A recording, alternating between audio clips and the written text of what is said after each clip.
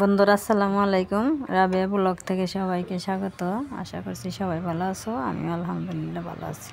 দেখো বন্ধুরা, কত কুয়াশা, কুয়াশায় কিচ্ছু দেখা যাইতেছে না।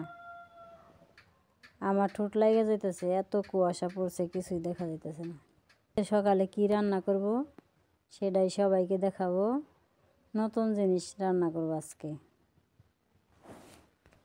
এই যে দেখো বন্ধুরা, এই যে বরই গাছ, এই বরই গাছে বেল আলু ধরছে। এই বেল আলু দিয়ে মুরগির মাংস রান্না করব।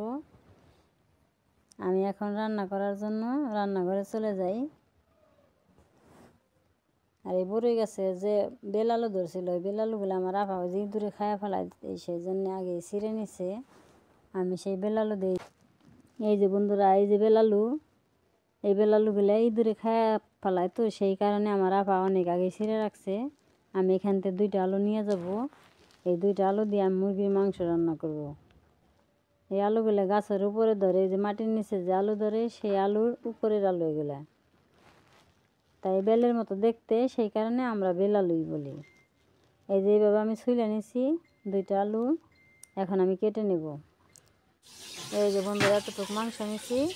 এখন আমি আলুগুলো দিয়ে দিব আর সব মশলাগুলো দিয়ে দিব।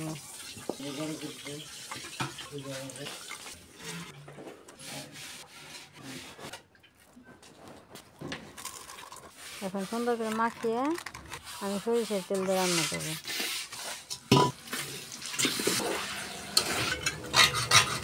বানিয়ে দিলাম, মাংস হয়ে গেল। এখন নামিয়ে নিলাম। ভিডিওটা ভালো লাগলে অবশ্যই কমেন্ট করবে। আর তাহলে আজকের ভিডিও এখানে শেষ করলাম। সবাই ভালো থাকবে, সুস্থ থাকবে। আল্লাহ হাফেজ।